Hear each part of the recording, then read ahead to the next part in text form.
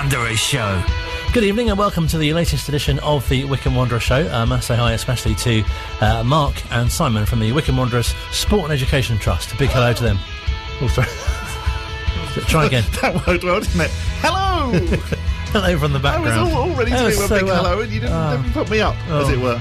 No, they said they were looking forward to the show this evening. Oh, that's very good. And then I told them they'll be on it. Yes, they will be on it.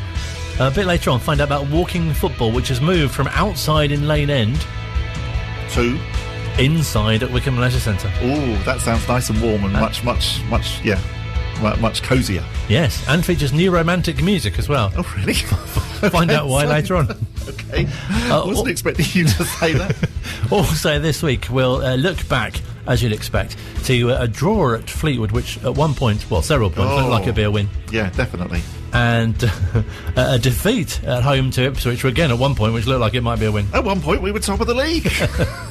And then it all came crashing down. And a bumper crowd of 6,943, of which you were one. I was. But goodness me, it's a lot better, isn't it, to lose matches when the opposition have only brought about 50 people than when they brought 1,800, because, yeah, it was slightly sickening, particularly as the fourth goal went in, to see the whole town end, like, rocking around. Absolutely. Yeah, I prefer those games where, say, we play Morecambe or Accrington on a Tuesday night and they bring 20 fans, and, you know, if they win 1-0, well, you don't really notice that they're all celebrating. It sounded a great atmosphere, though, that the noise could be heard from a mile and a half away. It was very good, but, yes, it was just a bit disappointing that it was them doing the cheering rather than us.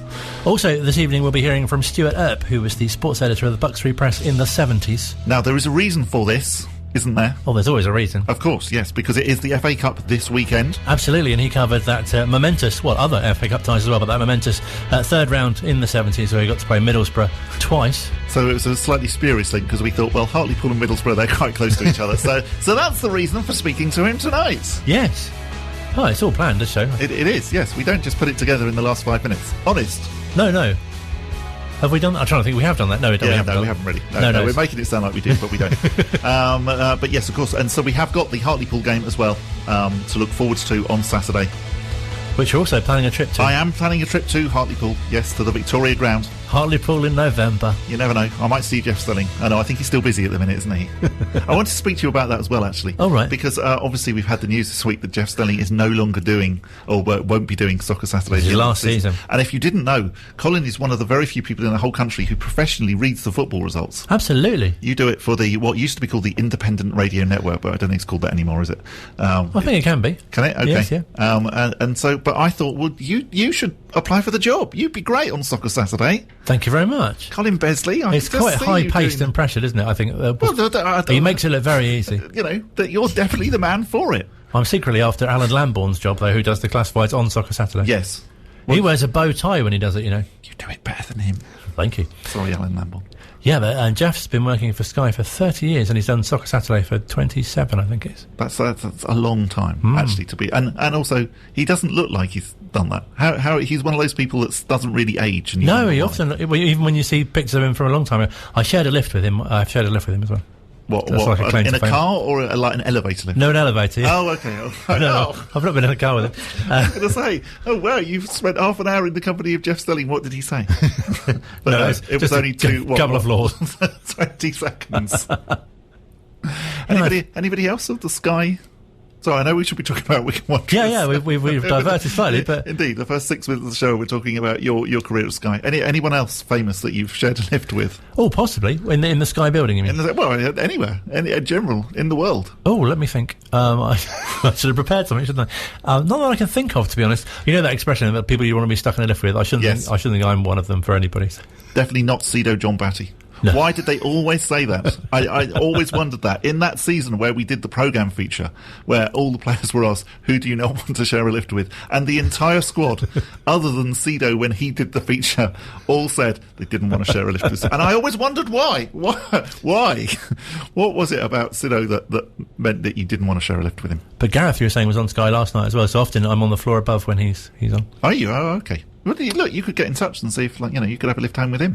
Yes, drop me off. He was very good last night. He is very good, isn't he? It was funny because he was commentating on the Bournemouth-Preston game. And obviously, he didn't say anything and he didn't reveal it really at all, but you could tell that, he's got a little soft spot for Preston, and for the fact that they won, he did look quite pleased.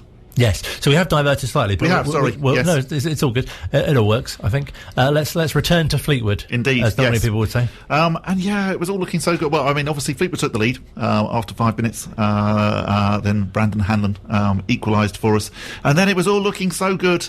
Bayo and Vokesy putting us 3-1 up, and you were thinking, oh, great, Because it was a different formation, wasn't it? It was, yeah, different formation, different team. Obviously starting with Bayo as well, an interesting idea. But then Fleetwood fighting back with 2 goals in the 60th and 64th minute. And, again, I think probably we were all thinking, it's going to be another 4-3, it's going to be another 4-3. And, yeah, it wasn't in the end. Because I think people remember Fleetwood, don't they, obviously, from the playoff semi-finals, but they're a very different team at the moment. They are a very different team. I did wonder that, though, whether that almost might have been slightly said to them as they were going out, that, look, we slightly, last time we played Wycombe Wanderers, it didn't go quite so well. And, yeah, well, a shame, but onwards and upwards, and a draw away at Fleetwood, considering some of the results they've had, as Gareth has been saying, is not a bad result. Where it was quite breezy up at Fleetwood as well. It was rather, and he'd done quite a lot of shouting, I believe. Yes, he was a little hoarse when he spoke to Phil after the game. It's always a good point, away from home, and they've beat Rotherham and teams like that. They've had some decent results, but 3-1 up, you want to see the game out, and I think we were doing, and then Simon Grayson's made 3 substitutions and gone for it, and you've got to give him credit for that. He's put them on, and within 3 minutes before we could get to grips with things, I think they're back in the game. I don't care about formations. You've got to defend corners better than we did on that corner, and that's got them the momentum to get back in the game. And then, yeah, the third goal, obviously well taken by the lad, but we were a little bit stretched and we weren't getting to grips with what they'd done. Afterwards we did, and it was like basketball at the end. It could have gone either way, but gutted that we've lost 2 points, but pleased we've got a point. It's a weird feeling. Fantastic game to watch. Loads going on. I think we can hear it in your voice. It was a lot of shouting as well. Absolutely. I've lost my voice a little bit today, so there looked like a couple of tired legs at the end, which is like to be with this pitch, really, really heavy. And like I say, Fleetwood absolutely gambled at the end and left themselves open. We looked open. It was a real basketball thing, and there's a big penalty shout for us in there, but they'll say there is for them as well. I thought Brandon Hanlon was a thorn in their side, really, really good, and I think he's coming, and obviously Vokesy and Akinfenwa, the 3 strikers all scored, so great for that and that formation. But like I said, didn't get to grips with what they did. Good luck, mate. Second half. All the best. And it's a draw, but a point away from home is always nice. So weird feeling, but yeah, it'll take it. As a man from the northwest, you probably have a better understanding of the weather up here than me. We can look to have won the toss in the first half and switch the direction of play. Was that to do with the weather? Yeah, you've always got to take these little advantages if you can, and Bale, when he's on the pitch, he's only been on the pitch for 60 minutes or 55 minutes like he was, and I think he wanted that wind advantage with him so we could get the balls up to him, and obviously paid dividends. I thought we were really good in the first half, really good, and then the goal in the second half, I thought it was time to put the game to bed. But like I say, fair play to Simon Grayson, put 3 subs on, opened the game up, went for it, and it paid off, and sometimes it does, and that's fair play to them. But like I say, good point for us. You weren't putting any vocals down on Monday, were you? No vocals, and if they were, they'd be more AC/DC or Joe Cocker than Jim Morrison. But now we'll have to rest the voice as well, yeah. The gravelly voiced Gareth Ainsworth speaking after a trip to Fleetwood. Goodness me. A fisherman's friend, that's what he needs. He really did, didn't he? I completely sympathise. It's like those times where you if you read the news on Wycombe Sound and you start feeling your voice going and there's nothing you can really do about it. You could tell that he was in that sort of like, oh no, my voice is going and I can't say anything. Yeah, absolutely. Someone had to hand him a drink or something. Yeah, they really did. Yeah, Phil, why weren't you giving him a fisherman's friend? Oh yeah, or a hot cup of Bovril. Indeed. We need to congratulate Phil as well, don't we? Absolutely. Because his Ringing the Blues podcast has been nominated for the 3rd year in a row. It's very popular. It's really good as well. Absolutely. I know that we do a podcast as well, because this show is a podcast, if you didn't know. But Phil has been nominated. We do get to feature some of Phil's material from it. Yeah, so we're very grateful for that as well. But yes, well done, Phil, for Ringing the Blues. I can't remember now quite what the award is. I'm just looking up desperately. Desperately? Desperately, yes. You're looking up desperately? No, what, to spell it or something? Just looking up desperately. We will find desperately shortly. Well, once again, it sounded like we're just throwing the show together tonight, and honestly, we're not. No. So let's move on quickly then to Tuesday while you look up desperately. Ipswich, of course, their visitors. It was always billed as being a well-attended game. By the way, it was the Club Podcast of the Year. Brilliant. We can edit that bit. At the Football Association Awards. But it's not one of those ones that you can vote for. Oh, okay. So it's just decided by, I don't know, podcast experts, whoever they might be. Podbods. Yes, okay, to Tuesday night, and it was being billed as, as a big game, wasn't it? Because they were bringing lots, and we'd sold lots of tickets. And it's a long way to come, isn't it, on Tuesday night for Ipswich? Yeah, I was impressed with how many of them there were. I did think that they definitely have that slight Sunderland complex, don't they? Of, we're a big team, yes. And you think, well, again, as I thought when we were at Sunderland, actually, you've been in this division longer than us, so you're coming down here singing you were only here for the Ipswich. Well, we could be singing it the other way around. Exactly. Yes. And it all started so well, and it was, again, a bit like Gareth said about the Fleetwood game, where it was a bit like a basketball game. That's what I sat there thinking early on, was, goodness me, it is very much, we'll attack, you attack, and let's see what the score is at the end. And clearly, yes, we took the lead, and things were looking quite good, and then it all went slightly wrong. Yes, the goals sort of kept coming, unfortunately. They did, yeah, and I mean they were unfortunate goals. So and set pieces. First as well. one was first one was a deflection. There was another one where we should have got a free kick, and particularly then in the last half an hour, 20 minutes, we really did sort of like batter the Ipswich goal. We just couldn't actually manage to put the ball in the net, and I do think, particularly, say we'd got one back. We got one back. So say we had got one back at 3-2. I did. We might have gone on for another famous 4-3, but it wasn't quite to be. I think somebody might have lauged at that. Yes. You said we got one back. Yes, okay, yes, I did. Yeah, well, it doesn't. If I'm the person who laughs at it, it doesn't really work. No, good point. I have to act as the straight man. And you do it very well. Yes. I'm the Ernie Wise to Eric Morecambe. But it was again. So we talked about the change in formation for Fleetwood, but this was a bit different. It was a bit different, yes, and it was interesting towards the end then when we had Bayo and Vokesy on again at the same time, and it did remind me that Gareth had said with regards to the Fleetwood game that he felt that yes, they went for it with 3 substitutions, and of course we did the same thing, but it didn't without quite getting the same result. So yeah, and it was quite cold. We'll get Bob's thoughts very chilly. In a few moments' time. He's got a story about his battery operated trousers. Not really. I've made it sound more interesting than it actually is. Yeah, well, try and embellish it slightly then. Okay. So Gareth spoke to Phil once again after that, and talking about that 4th goal, which went in stoppage time. I'm not counting the 4th goal really. I think David Stockdale sent someone up for the corner, so obviously you've got to count it. It's ended the game, but disappointing. Real disappointing. The timing of the goals against, I think, really worked in Ipswich's favour. They were a good side, a very good side, and but so are we. And I'm really proud of the boys.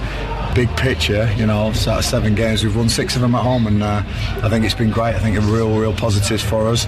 We're a little bit hopeful at times tonight, and the pitch maybe cut us out again, real frosty, and like I say, a couple of the balls forward. I think we could have been better, more quality, but effort-wise, all there. Fans, thank you. Sorry I couldn't produce the win that we all wanted, but we'll be back. Looking forward to the FA Cup Saturday now. Maybe a break against Pompey in the international call-ups. We'll see what happens there, but I think we've had a great first third of the season, and if we can do the second third the same as we've done, we're going to have a right chance of promotion this year. That first 20-25 minutes, Wycombe really took it to Ipswich, didn't they? Yeah, and first 10 minutes of the second half as well, Phil. I thought we changed slightly at half time just to try and contend with some of their rotation, and it worked. They were kicking out of play, and like I say, the timing of the goal kills us really. It's the leg up that we gave them. They've scored from 2 of our set pieces, going forward, and they were countering on us. We had chances. The keeper's made some fantastic saves. That's what he's there for. But no, we'll be back, and we've got to go Portman Road. Obviously, that's going to be a big occasion for us. But I've got plenty of games left in this league now to put more points on the board, and that's what I intend to do. Ipswich's first goal seemed to turn the game. David Stockdale looked disappointed with himself as well. Did you feel that really turned the tide?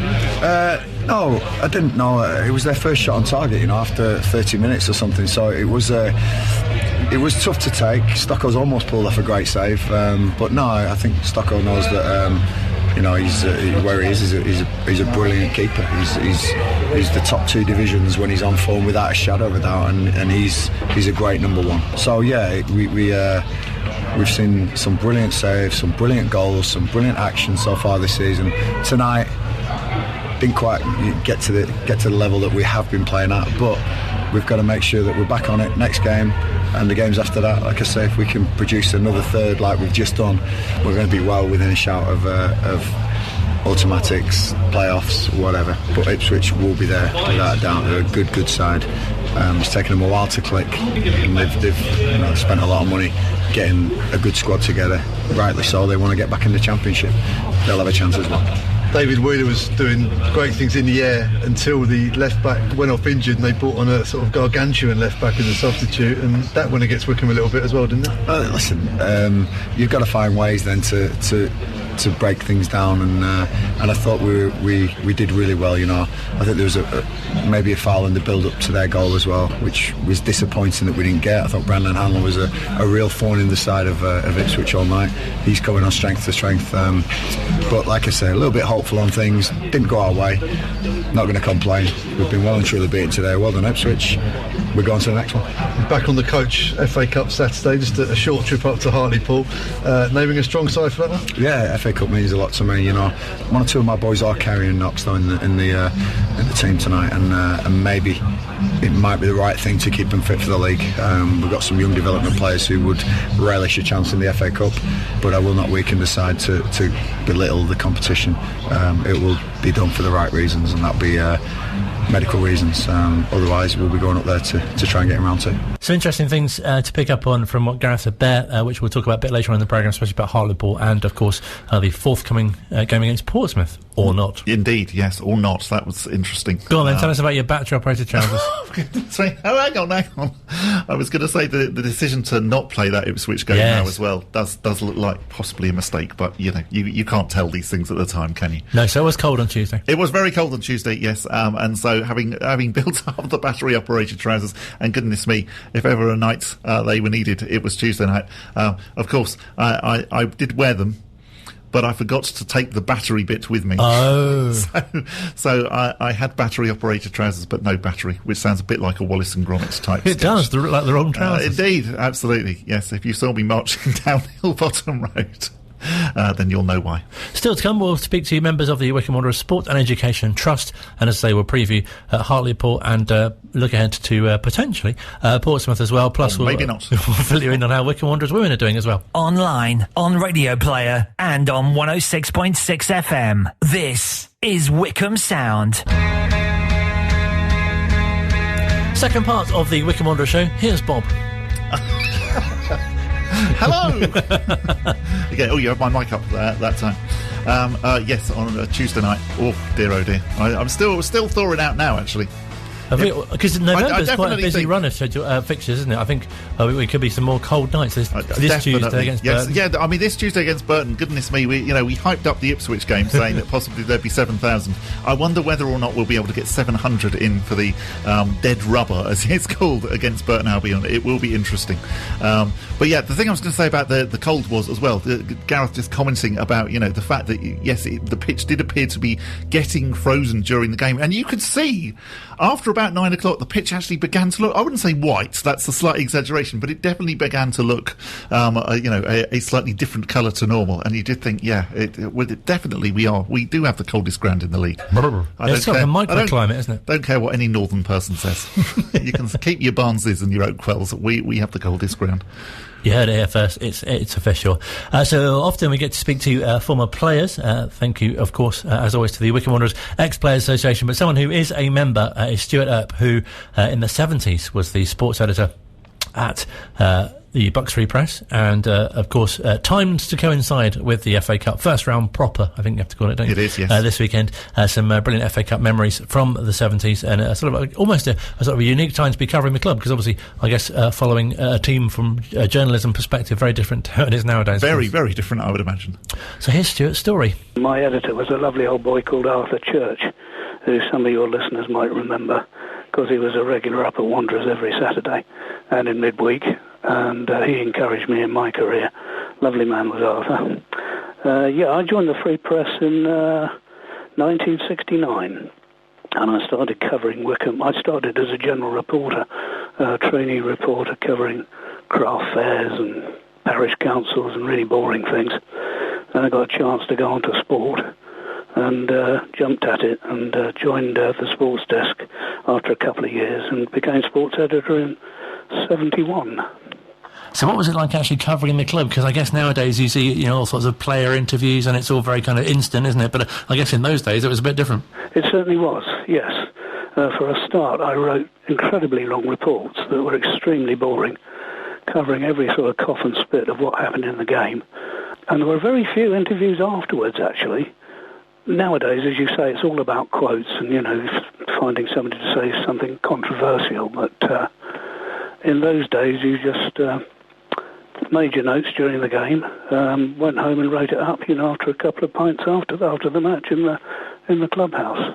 And Brian Lee was the manager. What was he like to sort of to get information from? Brian was pretty good, actually. He was very patient with me because I was, in my early 20s, very naive and green. But Brian was a great tutor. You've got to remember that he was running Bisham Abbey National Sports Centre at the time. And he's a very busy man, as well as, covering Wycombe Wanderers and making them probably the best non-league side in the country in the 70s, or one of the best. So Brian, he was great to work with, to be honest. And he was very good to me, and I will always be grateful for that. And we've got the first round of the FA Cup coming up, and I know a particularly memorable tie was when obviously Wycombe got to the third round for the first time in their history, and a really interesting link with JDT, of course, from the Ex-Players Association. Yeah, I didn't work with John. He's a bit older than me. He won't like me for saying that. But I really met him when I joined the Ex-Players Association and got to know him then. But he followed a similar path to me, only he went further up north, I think, to a bigger paper up there. But lovely man, John, and he's always good company, and himself and Alan do a fantastic job for the Ex-Players Association. And their dues that they put on, their dinners and quizzes and things, are really first class. So full of admiration for them. So he was a sports editor up in Middlesbrough at the time when Wycombe were playing the club? I think that's right, yeah. And that was quite an occasion. But I've been doing a little bit of research, Colin, on the 70s. And it was a phenomenal time to be covering Wanderers. They won the Isthmian League title in 70, 71, 72, 73. And they had fantastic FA Cup runs in those 70s. For example, in 73 they beat Newport County, who were a league club then, 3-1, in front of 7,000, before going out to Peterborough, 3-1 at home. And Peter were managed by Noel Campwell, who your older listeners will remember as a Man United player. He was their manager. I remember speaking to him beforehand when I was doing my preview, and I'd heard a rumour that they were training on a slope in Peterborough to try and get used to Lokes Park. And I asked him rather naively, Mr. Campbell, do you think that'll help? And he said, well, we wouldn't be doing it otherwise, would we? And rather put me in my place. But in 74, of course, was the big one, when they beat Bournemouth after a replay, and then on to Middlesbrough. And then after that, there were games against Cardiff and Reading in 76. So throughout the 70s, it was a fantastic time to be covering the club, and they were memorable cup ties, they really were. So as a journalist, did you actually kind of notice, if you like, the progress the team was making? That's a good question. I just knew I was lucky to be covering a really special side. Non-league was quite a contrast. You'd go to places like Clapton and Walthamstow, and yet Wycombe was always a decent surface, despite the slope, which people always made a big thing of. But I suppose we did see them progress, and when sort of certain players came in, the sort of Kenny Swains of this world, and the youngsters, I could see, they were definitely improving. And of course, this is under Brian and John Reardon. They had some great players in those days and a lot of good characters. It must have felt really special as well, as I say, to have reached the FA Cup for the first time, at the third round, for the first time in their history, and to be playing a team like Middlesbrough, who were going so well at the time as well. They were indeed. They were top of the old First Division. Jack Charlton, as you know, was the manager, and it's a bit like, playing somebody like Liverpool today or Man City. They really were streets ahead ahead really. They were certainly top of the table, and a strong side. Graham Souness was in it. Stuart Bone, Willie Madron, Geordie Armstrong up front, who got the goal in the replay that put them out eventually, put Wycombe out. But no, they were a top side. But on the other hand, Wycombe were a top amateur side, so it's a good clash really. And such a great achievement to get them to a replay as well. Yeah, it was, and they could have won it actually. Alan Phillips will remember his header that went just the wrong side of the post of an upright, and that was the closest they came at Lokes Park. But it was a great day because the big match cameras were there for TV. Brian Moore and that lot. So I was busy, and the press box was absolutely rammed with national journalists from national newspapers as well. Jeff Powell from the Daily Mail came down. I remember him buying a bottle of champagne for us local lads in the bar afterwards. I think he was probably showing off a bit, but we were quite impressed. It's really nice to get that sort of behind-the-scenes sort of news, isn't it? Because obviously as supporters, you just literally read the report and don't get to know kind of what happens necessarily in the press box. No, it's its own little world, really. It was an open-air press box, unlike today's ones that are all covered and got all the gizmos and plugs for your computer and stuff. So it was pretty early, and if you were doing what we used to call a runner for the national newspapers, probably Evening Standard in those days, you'd be typing your report or writing your report probably in longhand actually, and then handing it to a runner who'd go to the nearest telephone box and phone it over to the Standard's copy takers in London. So it was a bit different from today's push-button computers and everything being instant. I was going to say, it's fascinating to hear that as well, what feels like such a comparatively short time ago. Well, you're right, yeah, well, we're talking about 20, 30 years, and it's changed out of all recognition, really. Let's have newspapers, of course, which is sadly going out of fashion a bit. There seems to be the internet's taking over, and that's what everybody wants. I know my last paper, the Oxford Mail, when I was there, we had, at its peak, we had 8 members on the sports desk. And now there's one, and he only does it part-time and does general news as well. So it's pretty dire, really. It's very sad to see the demise of newspapers, but it's the way people get their information now, isn't it? Via the internet and the telephones, and it's just the way it's changed. But I feel lucky, as I do, covering Wycombe during the 70s, to have experienced newspapers at that time as well. I was going to say, it must be a great thing to sort of reflect on and look back on. Yeah, it is. When I first started newspapers, there was a hot metal era, where you had a line of type operators who were putting every line of type in and using hot metal, and then you had compositors who were really skilled guys. This was at the factory at Gom Road, when they used to have their own printing press, and they were so skillful, these chaps could get it all ready in next to no time. But that's all gone now, of course, because it's all computerised. No, definitely. And are there any other sort of games or occasions that really stand out from your time covering the club? Yeah, as I say, I'm jotting down a few things. At the end of a couple of seasons, we used to go on tour, and I was really lucky because Arthur Church was a bit of a fan. He'd let me go with Wycombe on tour, and we went to Italy twice. I seem to remember Riccione and Udinese. I know Wycombe played Udinese, who are now a top Italian club, Serie A club. They played them in the Anglo-Italian tournament, and they more than held their own in that, actually. But socially, a tour was a pretty good occasion, because in Italy you're treated like royalty out there, and plenty of lovely food and wine, and the committee were really good to me. We'd have some gin and tonic sessions generally before a meal in one of the bedrooms, and I remember I've got a lovely picture at home of me, Brian Lee, Jerry Cox, Reg Williams, John Goldsworthy, who was the old secretary, lovely chap, Goldie, we were all drinking gin and tonic in somebody's bedroom and probably getting a little bit tipsy before we went down for some dinner. But happy days they were, Colin. No, definitely. It must have been also sort of exclusive as well, because you were the one covering the club and being, the one that fans would read each week. Yeah, I used to sort of telephone my reports back to my trusty Lieutenant Michael Knox at the office, and it'd be a sort of picture byline of me on the phone, and I'd relate really boring stuff about what we have for supper, roast beef or something, but also obviously reporting on the game. But I felt I was lucky because they and I think the players trusted me really. As I say, we didn't go in for quotes in those days, and there was very little that was controversial.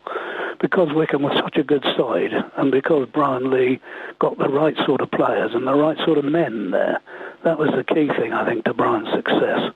He knew what he wanted. He wanted decent, honest people, and not players who were there to make an extra fiver in their boot. It was that sort of ethos, I think, that got through and why contributed a lot to their success. And it must have felt really nice to be that close to the team as well. Yeah, it was, yeah. Yeah, I remember going in the sea and chucking a tennis ball around with a couple of players, just having a bit of fun that way. And you did get to know them a bit. A couple of other things I remember. Going with John Maskell, who, as you know, is a bit of a legend at the club and a lovely bloke too. Mask, I remember going and having a look at the ground where we were playing a fixture that evening. Mask said, come with me, we'll have a walk around the penalty box at each end. And I thought, well, that's a bit strange thing to do. But as we walked round, he spotted something, and it was a big bolt off a lawnmower. And he said, that's what I'm looking for, something like that. If I'm diving on that, that's going to do me a lot of damage. So that was something that was quite interesting. And another time, I remember on another tour, I was watching Steve Perrin take penalties, and there was nobody in goal. So I said, do you want me to stand there? And obviously I won't save money, I should think, Steve, but, at least you've got a target to aim either side of. And he whacked this ball and it hit the upright, cannoned off it, and caught me right in the face. So that was the last time I did that. So, must have seemed such a good idea at the time. It did, quite. But as you say, it must have felt such a special period in the club's history, and to be that close and part of it as well. It was very special, yeah. And I appreciated it when I left Wycombe and moved up to Oxford, because I was covering Oxford City then for a while, including the Bobby Moore era, which was quite interesting. But they showed me what was the wrong way to do it, because they were sponsored by a local newspaper called the Oxford Journal in those days, and their chairman decided to bring in Bobby Moore as manager. And dear Bobby, he was a great bloke, but he didn't have a lot of non-league experience. And they had plenty of money, they tried to sort of buy success by bringing in ex-pros like Phil Bill of Spurs, Les Parodi, Harry Redknapp was there for a while, it was...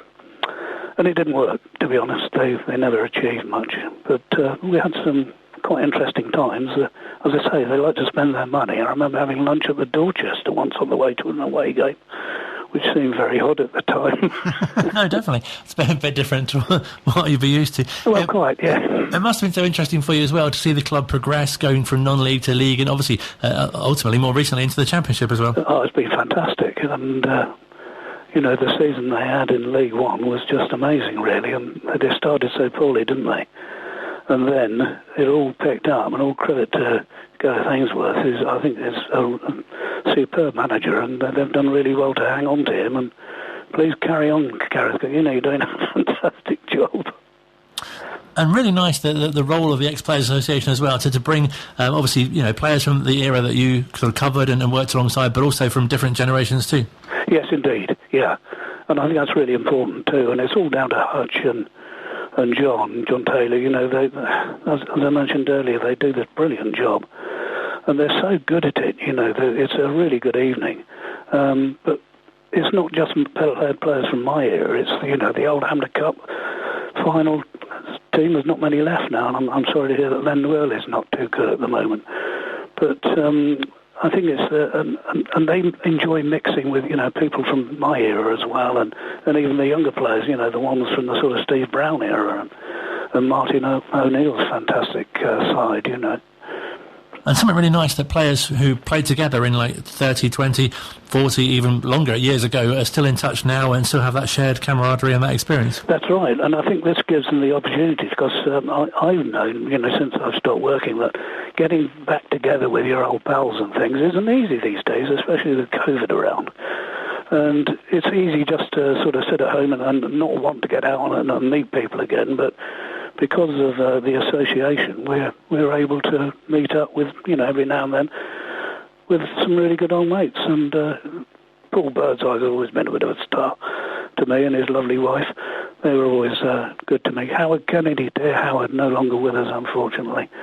He always used to come at me after a game and said, do you want a quote? And I never took him up on it. I think it had been too controversial anyway, to be honest. But who else from that era? Oh, the Bodger, of course, Tony Horseman, Keith Sell, Gary Hand.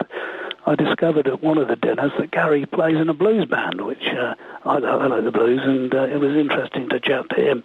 He's the bass guitarist in the group. I'd like to get him to see him one day. Keith Mead, another great character and very experienced. Alan Phillips. They were in the side that played Middlesbrough. You must have realised, if that's the right word, what made the club so special, especially at that time. Yes, yeah.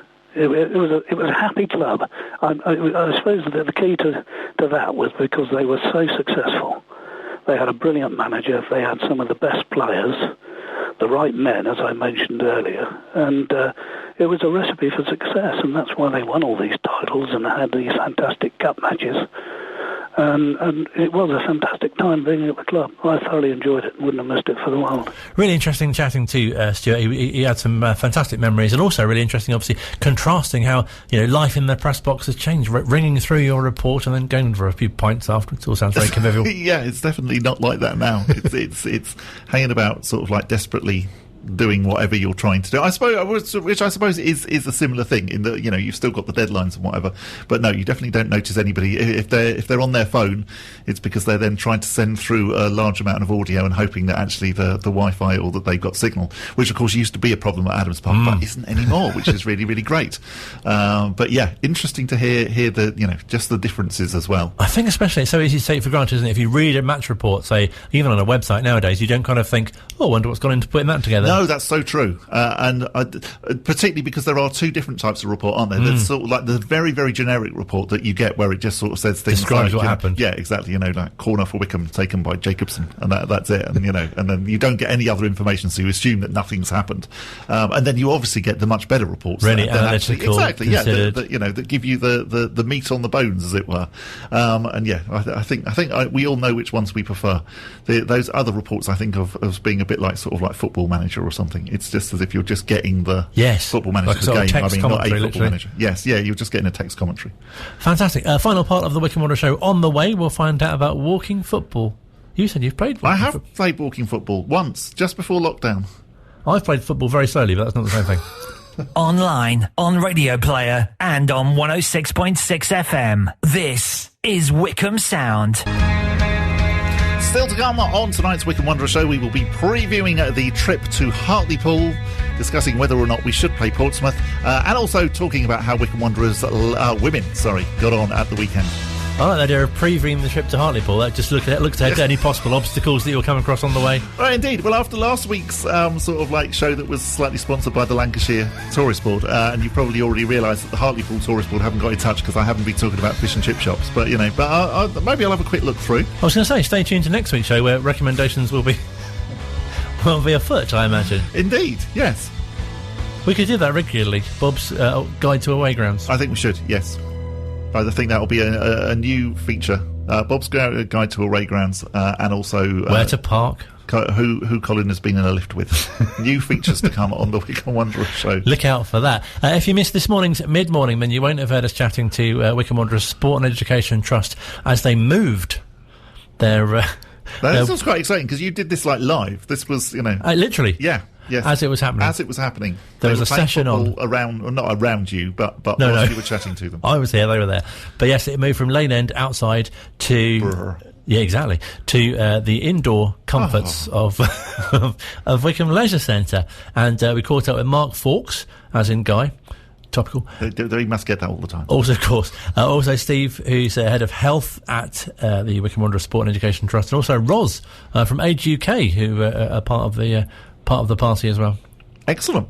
We've been doing it for a number of weeks now. As you said, down at Lane End. It was started off very nice in the summer. We had lots of sun, lots of people kind of running around. It was really nice. And then as the winter started to kind of roll in, we've kind of seen some declining numbers. So we've been really lucky to be able to get a space here down at Wycombe Leisure Centre, just to bring it inside, and our numbers are great today. We just had kick-off. Everyone's looking on good form. Everyone sort of looks hurt from the 4-1 defeat the other night, so we're looking to put that right here today down at Wycombe Leisure Centre. Absolutely. Hopefully, many goals can be scored. Is walking? It sounds obvious, but it's a question. But is walking football very different to normal and inverted commas football? That's right. Yeah, I mean, the hardest thing is probably not to run. It sounds strange, but even if you miscontrol it, you try and take a few steps of running, and then you find the whistle blowing, and then you've given away a free kick to the other team. So that's not ideal. But yeah, other than that, and above head height as well, the ball can't go above head height. But other than that, the rules are the same, and it's a good game. And Simon, must be so many health benefits to people who perhaps previously have been inactive, or who perhaps played football a long time ago and perhaps aren't really up to the pace of the full game. Yeah, I think what we're beginning to find as well is that there's an awful lot of participants that we've got coming down that have probably not played football in quite a few years. Probably stopped playing grassroots football now, kind of 30, 35, and kind of thought that they're pretty much come to the end of their sort of playing career. But it's great to see, and it's so good to see that there are some people now, and who would have thought that walking football would have, given those individuals an opportunity to get back leading an active life through football. So it's amazing to see, and it's great to see. And I think this morning we've got a guy that's come down, and he's 82, Ross, 83. He's 83. I was just speaking to him earlier, he stopped playing when he was about 40, 45. He's now the age of 83, and he's going to come down and looking like he's going to come and join in our walking football sessions. So, for those individuals that have retired, that are a little bit isolated, that, it's the practicalities as well of just keep moving and keeping active. So it's so good to see, individuals that are over the age of 50 that might have a long-term health condition. And it's just increasing their active lifestyle, which is so good to see. And Ross, this must be something you're so pleased to support as well, because obviously we're talking about the health benefits, but also, sort of a chance for older people to be able to interact with others as well. Absolutely, yes. I mean, what we're trying to do is to alleviate the loneliness that people feel in their later years. And anything that we can do now to help them stay fit and healthy, it means that they're going to be able to maintain greater independence in their later life and keep active and socialising. And even just having this in the diary as a weekly event is such a great thing for people, especially post-COVID, where people were really nervous about socialising and actually, thought they'd lost the skills to actually go out and talk to people. And we're finding that actually that's not the case. They come out and they've made great friends and they really enjoy it and look forward to it. Because, Simon, I was going to say, it sounds like a fine balance between something that's quite relaxed, but also I can imagine could be quite competitive as well. It really can. I mean, I've worked in football for a number of years, and I've not seen a provision of football explode so quickly as what walking football has. And, it was born out of a recreational form of the game. But then what's kind of developed and what's happened is the progression of walking football. It's got very competitive. So within a very short space of time, you've got the social aspect and the competitive element as well. And through that competitive element, we've got the Thames Valley Walking Football League played from Bisham Abbey that play monthly fixtures. But I think from us and linking in with Age UK and with Ross, it's very much around just keeping individuals kind of socially connected with one another, supporting their mental health. We have playlists, so we bring a speaker down every week. So last week, believe it or not, we had some drum and bass. The week before that, we had some house music. And this week, I think we've got some neo-romantic, early 80s music. But, music connects people. We're just trying to do the best we can to make it a fun and engaging session for them. Drum and bass music, fantastic. I imagine that would quicken the pace as well of the football too. Power ballads, that's what you want. Yeah. And Ross, obviously we sort of touched on as well, but there are obviously so many benefits attached to it, and so nice for people to have this in their diaries to kind of look forward to as well. Definitely. As I say, I think that's a really important aspect of this is the socialisation, because not only do they come out for the football, but we normally hang about afterwards and sit down with a hot drink. And whereas in the early days, we might find it difficult to sustain the conversation for more than, 15 minutes or something. Now we find that after the football, we're sat chatting to each other for about an hour. So I think people really have made new friends and just find that the social aspect of it is really helpful as well. If you're not careful, they'll be coming for the music as well. Yeah, exactly, yeah. We the live stream down in there, really. We do. That'll be that worse. People have discovered drum and bass through walking football. It's fantastic. And Simon, I guess many as well will have the kind of common link of the football as well, because Mark sort of joked that people have been down after the defeat on Tuesday night, but I'm sure many will be talking about games that perhaps they watched from years gone by, as well as how the current team are doing.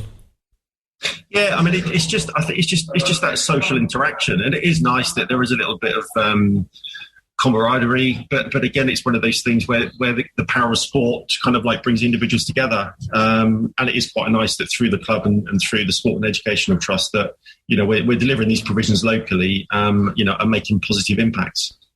And so great as well, as we touched on with Royals, kind of socially, that people have got these things to go to as well, because I think many people, especially if you get to sort of retirement age, you probably think, what can I do now? Well, that's definitely the case, yeah. And one of the things that people have said is we've got a lot of the people are recently retired and found that they were not quite sure, especially with all the lockdown situation, that they weren't sure how they were keeping active and realised that they were getting sluggish. And so this outlet for a bit of activity, and a quote from one of our participants was that it's made me feel young again. And, I feel like that's a massive result, really, if we manage to do that. So, yeah, Simon, I was going to ask, actually, you must get loads of great feedback from people that do take part. Yeah, there is. There's kind of, there's a group that turn up week in, week out. But the other thing I was going to say as well, before I forget, if anybody's interested to get involved, then if they Google walking football Wycombe, or if they Google just play walking football, all they have to do is put the postcode in to find out where the sessions are running. But also they can go on our website as well. So they can go onto the Wycombe Wanderers Sport and Educational Trust website, go to health, and then under health, then we've got the booking system in place for them. But yeah, the feedback is always good, and it's not from a coaching perspective, but managing the sessions as well. You get to know these individuals, and it's such a nice, friendly, welcoming group of individuals that we've got, and it's just so good to see, and the fact that they're committed now pretty much week in, week out, and it's so good to see. And really rewarding to see their progress, I imagine, as well, just with sort of fitness or someone's confidence growing as well, because I guess obviously it's not about their not just their physical health, but mental as well. We've got some talent in the group, so there might be some scoutings that might go on down there as well. Yeah. No, definitely. You must be so proud of the initiative and the way it's growing in popularity and just the sort of bringing people together element of it as well. Definitely, yeah. And you're right to mention the mental health aspects. I think that's a massive effect from getting involved in this project. And I guess as well, it's so convenient because you don't sort of need loads of equipment or kit. You can just turn up, I assume, in your usual either kit or sort of tracksuit or just something quite relaxing. There's some very casual attire that is worn at these sessions. But we're flexible. Yeah. I think the important thing is that we've got a nice, friendly, welcome, warm environment. Warm now we've come indoors as well. Yes, but we just want to support individuals, through mental and physical health, really. So it's. And if they come in their disco gear, that's fine. Absolutely. And the fun thing about moving it back inside into a sports hall is you forget how good that squeak of trainer on sports hall floor is. No, definitely. I've been outside on the 3G for months, and you forget how good that sound is. Yeah. So will you just be indoors for the winter and then back out again, or is this a sort of permanent move now? We're indoors, so we're at the Wycombe Leisure Centre now until the 5th of February? Something like that. I think 5th of February. And then we'll reconsider, I guess. Yeah. Valentine's Day back outside. Beautiful. Yeah, maybe. Yeah. See what people want to do, really. That's when you want the power balance, I think, for Valentine's. That's when, absolutely. Yeah. Can you play football to Barry White? I'm not sure. We'll try it. We'll see. I'll let you know. Very slowly, I imagine. Yeah. I was going to make a pun about scoring, but I don't think I should. Just remind us where people can find out more if they do want to take part in the sessions, as I say. That's right. So all the information is on our website, www.scet.co.uk, Wycombe Wanderers Sports and Education Trust.